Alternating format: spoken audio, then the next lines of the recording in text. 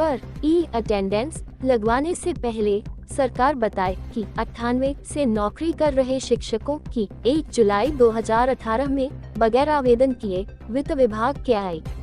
IFMIS portal पर नवीन नियुक्तियां दर्ज कैसे हो गईं? सुदामा प्रसाद शर्मा। हमारे भोपाल संवाददाता की खास रिपोर्ट। मध्य प्रदेश में 1998 से कार्यरत शिक्षा कर्मियों की नियुक्तियां शिक्षा कर्मियों वर्ग 3 की 800 रुपये वेतनमान पर और 20 रुपया वार्षिक वेतन वृद्धि लगाई जाती थी और 182% महंगाई भत्ता दिया जाता था। इसी तरह शिक्षा कर्मियों वर्ग 2 को 1000 रुपये मासिक वेतनमान के साथ 30 रुपया वार्षिक वेतन वृद्धि लगाई जाती थी तथा 182% महंगाई भत्ता दिया जाता था। इसी तरह शिक्षा कर्मियों वर्ग 1 की नियुक्ति 1200 रुपया वेतनमान पर करते हुए 40 रुपया वार्षिक वेतन वृद्धि लगाई जाती थी और 182% महंगाई भत्ता दिया जाता था और फिर 3 वर्ष की परिवीक्षा अवधि संतोषजनक ढंग से पूर्ण करने उपरांत शिक्षा कर्मियों को तत्कालीन अपर सचिव स्कूल शिक्षा विभाग श्रीमान यू के सामल साहब के हस्ताक्षर से जारी आदेश 2001 के माध्यम से नियमित वेतनमान पर नियमित कर दिया गया था और फिर 2001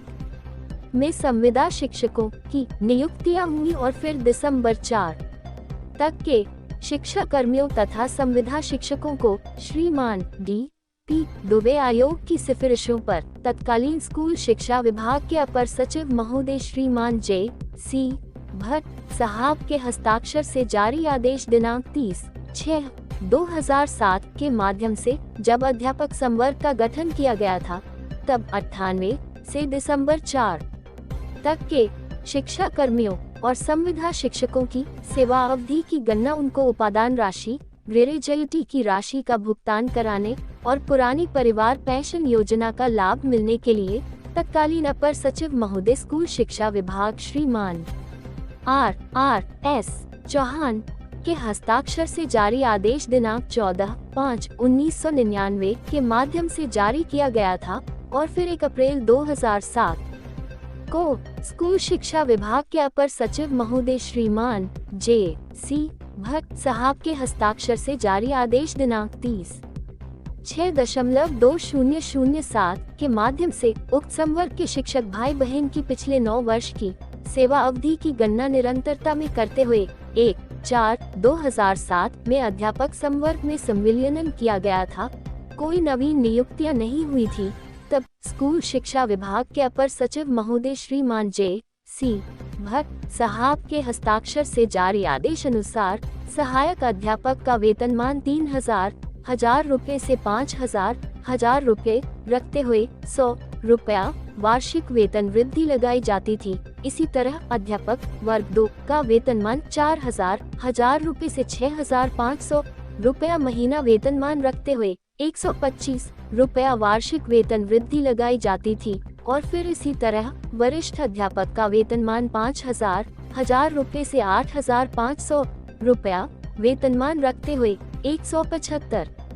रुपया महीना वार्षिक वेतन वृद्धि लगाई जाती थी और उस समय अन्य शासकीय कर्मचारियों को मिलने वाला महंगाई भत्ता अध्यापक संवर्ग को मिलता था। कुल मिलाकर 98 से दिसंबर 4 तक के शिक्षा कर्मियों और संविदा शिक्षकों की नियुक्तियां होकर उनका नियमितकरण नियमित वेतनमान पर मध्य प्रदेश में पुरानी परिवार पेंशन योजना बंद होने से पूर्व हो चुका था तथा मध्य प्रदेश में एनपीएस पेंशन योजना 1 जनवरी 2005 के बाद लागू हुई थी। तब उस स्थिति में 98 से दिसंबर 4 तक के शिक्षक भाई बहन जिनकी नियुक्तियां होकर जिनका नियमितीकरण नियमित वेतनमान पर मध्य प्रदेश में पुरानी परिवार पेंशन योजना बंद होने से पूर्व हो चुका था, तो फिर उनके जीपीएफ खाते खोलकर उनके वेतन से 10% राशि कटौती के रूप में काटकर उनके जीपीएफ खातों में जमा किया जाना चाहिए था। लेकिन ऐसा नहीं करते हुए उक्त संवर्ग के शिक्षक भाई बहन को 1 अप्रैल 2011 में जबरदस्ती एनपीएस पेंशन योजना में शामिल किया गया था, जबकि 1/4/2011 के स्कूल शिक्षा विभाग के एनपीएस पेंशन योजना में शामिल करने संबंधी शासनादेश में साफ साफ शब्दों में लिखा है कि स्कूल शिक्षा विभाग के शासकीय विद्यालयों, स्कूलों में शैक्षणिक कार्य कराने वाले अध्यापक संवर्ग को एनपीएस पेंशन योजना में शामिल किया जाए। तो फिर सवाल ये उठता है कि जब 1/4/2011 के स्कूल शिक्षा विभाग के उक्त आदेश में स्पष्ट लिखा है कि अध्यापक स्कूल शिक्षा विभाग के शासकीय विद्यालयों, स्कूलों में शैक्षणिक कार्य करा रहे हैं, तो फिर उक्त संवर्ग के शिक्षक भाई बहन को जनपद पंचायत तथा नगरीय प्रशासन, जिला पंचायत कुल मिलाकर स्थानीय निकायों का मानदेय पर नियुक्ति कर्मचारी क्यों बताया जाता है? इसके अलावा मंत्रालय वित्त विभाग, मध्य प्रदेश शासन के अपर सचिव महोदय के हस्ताक्षर से जारी आदेश दिनांक 13/4/2005 में साफ साफ शब्दों में लिखा है कि एनपीएस पेंशन योजना में सिर्फ और सिर्फ उन्हीं कर्मचारियों, शिक्षकों को शामिल किया जाए जिनकी नियुक्तियां मध्य प्रदेश में पुरानी परिवार पेंशन योजना बंद होने के बाद तथा एनपीएस पेंशन योजना लागू होने के बाद हुई है। इसके बावजूद 98 से दिसंबर 4 तक के शिक्षक भाई बहन को 1/4/2011 को जबरदस्ती एनपीएस पेंशन योजना में शामिल क्यों किया गया था, जबकि उनकी नियुक्तियां होकर उनका नियमितकरण नियमित वेतनमान पर मध्य प्रदेश में पुरानी परिवार पेंशन योजना बंद होने से पूर्व और एनपीएस पेंशन योजना लागू होने से पूर्व हो चुका था। सरकार उक्त संवर्ग के शिक्षक भाई बहन की उनके संकुल केंद्र और ब्लॉक शिक्षा अधिकारी महोदय तथा जिला शिक्षा अधिकारी महोदय के कार्यालयों में रिकॉर्ड के रूप में उपलब्ध सर्विस बुक रिकॉर्ड की जांच कराएं, जिसमें उक्त संवर्ग के शिक्षक भाई बहन की जिसकी जो सही और वास्तविक मूल प्रथम नियुक्ति की दिनांक जो जिसकी सर्विस बुक रिकॉर्ड में दर्ज है, प्रथम नियुक्ति आदेश दर्ज है, प्रथम ज्वाइनिंग रिपोर्ट दर्ज है, तो फिर वित्त विभाग के AFMIS पोर्टल पर उक्त संवर्ग के लाखों शिक्षक भाई बहन की प्रथम नियुक्ति की गलत दिनांक 1/7/2018 दर्ज कैसे हो गई है, जब उक्त संवर्ग 1998 से नौकरी कर रहा है। तो फिर उक्त संवर्ग के शिक्षक भाई बहन की नौकरी की गणना 1/7/2018 से क्यों की जा रही है? पूर्व में भी जनपद पंचायतों द्वारा 1993 में 500 रुपया मासिक मानदेय पर उप शिक्षकों की नियुक्तियां तत्कालीन पटवा सरकार के समय की गई थी। बाद में उक्त उप शिक्षकों को जब से शिक्षा विभाग में संविलियन किया गया था, तब उनकी उप शिक्षकों के रूप में की गई सेवा अवधि की गणना निरंतरता में करते हुए शिक्षा विभाग में शामिल किया गया था। और इसी तरह पूर्व में जिन औपचारिकेतर केंद्र के अनुदेशकों, सुपरवाइजरों तथा अन्य प्रौढ़शालाओं के प्रौढ़ शिक्षकों को जब शिक्षा विभाग में शामिल किया गया था, तब उनकी उक्त विभागों में की गई सेवा अवधि की गणना निरंतरता में करते हुए शिक्षा विभाग में शामिल किया गया था। सरकार संपूर्ण रिकॉर्ड की जांच करा ले, तो फिर नवीन शिक्षक संवर्ग के नाम से 1 जुलाई 2018 में बने प्राथमिक शिक्षक और माध्यमिक शिक्षक तथा उच्च माध्यमिक शिक्षक भाई बहन जो 1998 से शिक्षा विभाग के शासकीय विद्यालयों, स्कूलों में शैक्षणिक कार्य कराने का काम एक भी दिन की सर्विस ब्रेक हुए निरंतरता में करते आ रहे हैं, तो फिर उनकी वित्त विभाग के AFMIS पोर्टल पर 1/7/2018 नवीन नियुक्तियां दर्ज कैसे कर दी गई है। इसलिए NOPRUF राष्ट्रीय पुरानी पेंशन बहाली संयुक्त मोर्चा मध्य प्रदेश के पूर्व प्रदेश अध्यक्ष और शिक्षक वरिष्ठता बहाली मंच मध्य प्रदेश के प्रदेश प्रवक्ता तथा प्रदेश अध्यक्ष 98 से दिसंबर 4 तक के OPS के पात्र शिक्षकों का संगठन मध्य प्रदेश ने उक्त जानकारी दी है। मैं सुदामा प्रसाद शर्मा NOPRUF राष्ट्रीय पुरानी पेंशन बहाली संयुक्त मोर्चा मध्य प्रदेश का पूर्व प्रदेश अध्यक्ष और 98 से दिसंबर 4 तक के OPS के पात्र शिक्षकों के संगठन का प्रदेश अध्यक्ष हूँ तथा शिक्षक वरिष्ठता वाली मंच मध्य प्रदेश का प्रदेश प्रवक्ता। मध्य प्रदेश के समस्त शिक्षाकर्मियों, अध्यापकों और गुरुजियों, संविदा शिक्षक आदि से बने जुलाई 18 में बने प्राथमिक शिक्षक, माध्यमिक शिक्षक, उच्च शिक्षक संवर्ग के समस्त लाखों, लगभग 3 लाख शिक्षक भाई बहन की ओर से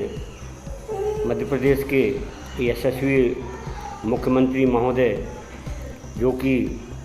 बहुत ही संवेदनशील और कर्मचारी हितैषी मुख्यमंत्री हैं, भगवान महाकाल के भक्त हैं, उनसे आग्रह, अनुनय और विनय और निवेदन करते हुए ये कहना चाहता हूँ कि उनकी अच्छी खासी छवि को वल्लभ भवन में बैठे अधिकारी पलीता लगाने पर तुले हुए हैं। माननीय मुख्यमंत्री जी स्वयं विचार करें। शिक्षक जिसे एक राष्ट्र निर्माता, गुरु का पद और सम्मान दिया जाता है, उसी शिक्षक को वल्लभ भवन में बैठे अधिकारी उसको चोर और नाकारा साबित करने पर तुले हुए हैं, जबकि शिक्षक पूर्णतः ईमानदारी से अपने विद्यालयों में जाकर पूरे समय अपना शैक्षणिक कार्य करा रहे हैं, बच्चों को शिक्षा प्रदान कर रहे हैं, देश का भविष्य उज्जवल करने और उनका भविष्य निर्माण करने में लगे हुए हैं। इसके बावजूद भी शिक्षक समस्त शासकीय आदेशों का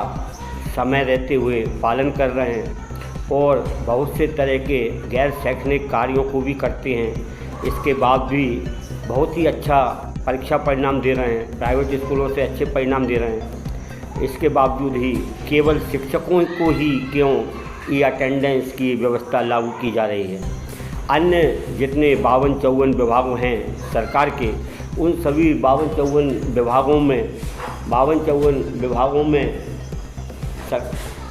सरकार ये व्यवस्था लागू करे, समस्त विभागों के कर्मचारी अधिकारियों को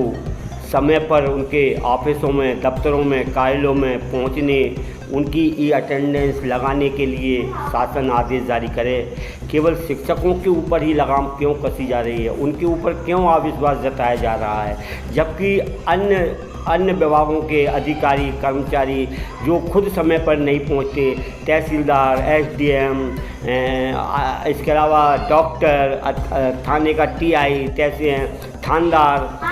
पीडब्ल्यू विभाग, पंचायत विभाग, रेंजर, वन विभाग, ऐसे जितने भी अन्य विभाग हैं, उन सभी 54-55 विभागों के कर्मचारियों को समय पर आने जाने के लिए और कार्यालय में बैठने के लिए ई अटेंडेंस की व्यवस्था लागू की जाए। केवल शिक्षकों को ही मानसिक रूप से प्रताड़ित और परेशान ना किया जाए, उनको चोर या नाकारा साबित सरकार ना करे। इससे शिक्षकों के मान सम्मान को ठेस पहुंचती है, शिक्षक के पद की गरिमा को ठेस पहुंचती है। अतः और दूसरी बात, हम शिक्षकों की जब 98 में नियुक्तियाँ हुई, 98 से काम कर रहे हैं, शिक्षा विभाग के विद्यालयों में काम कर रहे हैं, शिक्षा विभाग के आदेशों का पालन कर रहे हैं, तो हमारी नौकरी की गणना जुलाई 18 से क्यों की जा रही है? सरकार को जांच ही कराना है तो हमारे शिक्षकों का जो रिकॉर्ड है, जो हमारी सेवा पुस्तिकाएँ हैं, जिनमें हमारी प्रथम नियुक्ति का आदेश दर्ज है, हमारी प्रथम ज्वाइनिंग की रिपोर्ट दर्ज है, तो उसकी सरकार जांच कराए कि हमारी 18 से नवीन नियुक्तियां कैसे हो गई, हमारी 20-20 साल की व्यवस्था शून्य कैसे हो गई। क्या हम शिक्षा विभाग के विद्यालयों में काम नहीं कर रहे थे 20 साल से? क्या हम शिक्षा विभाग के अन्य शासकीय आदेशों का, शिक्षा विभाग के अधिकारियों के आदेशों का पालन नहीं कर रहे थे? क्या हम शिक्षा विभाग के शासकीय विद्यालयों में अन्य शिक्षा विभाग के पुराने शिक्षकों की तरह बच्चों को पढ़ाई लिखाई का काम नहीं कर रहे थे? क्या हम, सरकार इस बात का जवाब दे, क्या हम जनपद पंचायत या जिला पंचायत के कार्यालयों में काम करते थे? क्या हम गाय भैंस ढोरों का मल मूत्र गोबर फेंकने का काम कर रहे थे? अगर हम वास्तव में पिछले 20 साल से, 25 साल से, 28 साल से, 27 साल से शिक्षा विभाग के विद्यालयों में, शासकीय विद्यालयों में शैक्षणिक कार्य ही कराने का काम कर रहे हैं, तो हम फिर हमें शिक्षा विभाग का कर्मचारी क्यों नहीं माना जाता? तो सरकार हमारी 20-20 साल की जो व्यवस्था शून्य हो गई है, वो व्यवस्था बहाली का हमारा आदेश जारी करे। IFMIS पोर्टल पर हमारी शिक्षाकर्मी, संविदा शिक्षक, गुरुजी और इस संवर्ग से जो प्राथमिक शिक्षक, माध्यमिक शिक्षक, उच्च शिक्षक बने हैं, हम सबकी जिसकी जो सही और वास्तविक मूल प्रथम नियुक्ति की दिनांक जो जिसकी सर्विस बुक रिकॉर्ड में दर्ज है वो हमारे वित्त विभाग के IFMIS पोर्टल पर सरकार दर्ज करे। पहले सरकार हमारी इसकी जांच कराए, फिर शिक्षकों की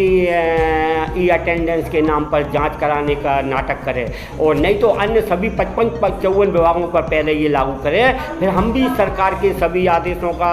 पालन करेंगे, ई अटेंडेंस का भी पालन करेंगे, सरकार जो कहेगी वो सब करेंगे। पहले हमारी 20-20 साल की वरिष्ठता शून्य कैसे हो गई, सरकार इसकी जांच कराए, रिकॉर्ड की जांच कराए, सर्विस बुकों की रिकॉर्ड की जांच कराए। जय हिंद, जय भारत, धन्यवाद।